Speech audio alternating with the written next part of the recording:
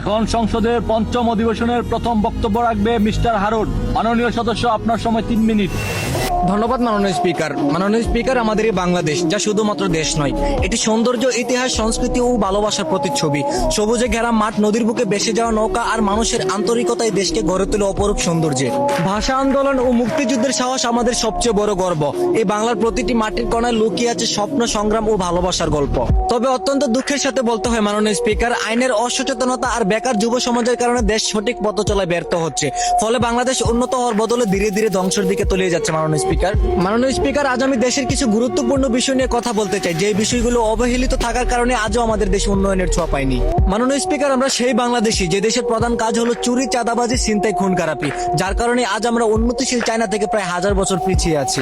আমরা সেই বাংলাদেশি যে দেশের নাগরিকরা দেশের উন্নয়নের কথা চিন্তা না করে খেটে খাওয়া মানুষদের অন্যায় অত্যাচার করে তাদের মুখের খাবার কেড়ে নিয়ে আসি। আমরা সেই বাংলাদেশি মাননীয় স্পিকার যে দেশের আইন মোটা অঙ্কের টাকা দিয়ে কেনা যায় আর সাধারণ মানুষ নিরাপত্তা থেকে বঞ্চিত হয়ে যায়। যে দেশের আইন মোটা অঙ্কের টাকার কাছে বিক্রি হয়ে যায়, সে দেশ কখনো শান্তিপূর্ণ হতে পারে না। মাননীয় স্পিকার, যে দেশে ভাইয়ের সামনে তার বোনের দর্শন হয়, বাবার সামনে থেকে তার মেয়েকে তুলে নিয়ে দর্শন করতে পারে, ঠিক একই জঘন্য ঘটনা 1000 বার ঘটে যাওয়ার পরে এর কোনো প্রতিবাদ হয় না, এই অকালপক্ষ দেশে কখনো শান্তি ফিরে আসতে পারে না। এই অশ্লীল জাতি কখনো উন্নয়নের আশা করতে পারে না। মাননীয় স্পিকার, যে দেশের রাস্তাঘাটে মা বোনদের নিরাপত্তা নেই, ঘর থেকে বের হলে সুস্থভাবে বাড়ি ফেরার ক্ষমতা নেই, হাজারো স্বপ্ন, আশা, আকাঙ্ক্ষা, চিন্তা এবং দর্শনকারীরা কেড়ে নেই, সে বিশৃঙ্খল দেশের শান্তিতে জীবনযাপন করা বিলাসিতা হয়ে পড়ে। মাননীয় স্পিকার, আজ আমরা লজ্জিত মাননীয় স্পিকার, দেশের আইন সহ হাজার হাজার স্পেশাল ফোর্স থাকা সত্ত্বেও সাধারণ মানুষের নিরাপত্তা নেই। প্রবাসী ভাইয়েরা অর্থাৎ রেমিটেন্স যোদ্ধারা দেশ ও জাতির উন্নয়নে তাদের জীবনটা দেশের বাইরে কাটিয়ে আসে, কারণ এদেশে কাজ নেই, এদেশে শান্তি নেই, ভরসা নেই, বিশ্বাস নেই, কোনো কিছুই নেই। তারপরও দেখা যায় দেশে ফেরার পথে হয়তো এয়ারপোর্টে নয়তো রাস্তায় তাদের সর্বস্ব লুট হয়ে যায়। মাননীয় স্পিকার,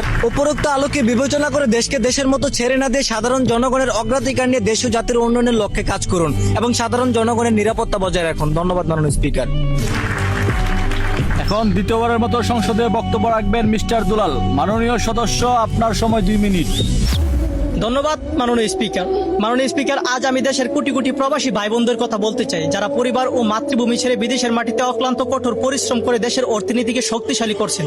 মাননীয় স্পিকার, প্রবাসী ভাইয়েরা আমাদের রেমিটেন্স যোদ্ধা, তাদের পাঠানো অর্থ দিয়ে দেশের উন্নয়ন ও লাখো পরিবারের হাসির কারণ। কিন্তু দুঃখের বিষয়, অনেক প্রবাসী ভাইয়েরা বিদেশে যাওয়ার সময় দালাল ও প্রতারকদের ফাঁদে পড়ে সর্বস্ব হারাচ্ছেন।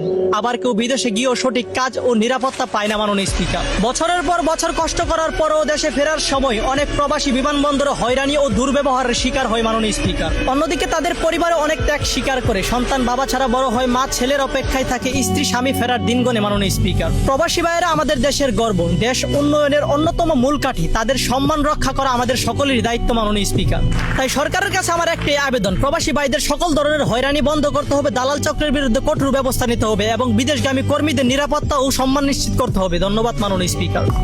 তৃতীয়বারের মতো সংসদে বক্তব্য রাখবেন মোহাম্মদ শাকিল। মাননীয় সদস্য, আপনার সময় 2 মিনিট। ধন্যবাদ মাননীয় স্পিকার। মাননীয় স্পিকার, আজ আমি দেশের গুরুত্বপূর্ণ বিষয় নিয়ে কথা বলতে চাই, যা দেশের ভবিষ্যতের সঙ্গে জড়িত, আর সেটি হলো স্বাস্থ্য খাতের উন্নয়ন, রাষ্ট্রীয় সম্পদ রক্ষা করা এবং জনগণের সচেতনতা। মাননীয় স্পিকার, আপনি জানেন যে একটি সুস্থ জাতি ছাড়া এই শক্তিশালী দেশ গড়া সম্ভব নয়, কিন্তু দুঃখের বিষয় আজ অনেক সরকারি হাসপাতালে ডাক্তার, ওষুধ এবং সেবার অভাবে সাধারণ মানুষ কষ্ট পাচ্ছে। মাননীয় স্পিকার, স্বাস্থ্য খাতে দুর্নীতি বন্ধ করে সঠিক চিকিৎসা জনগণকে নিশ্চিত করে দিয়ে দেশে এবং দেশের মানুষকে বাঁচান। ধন্যবাদ মাননীয় স্পিকার।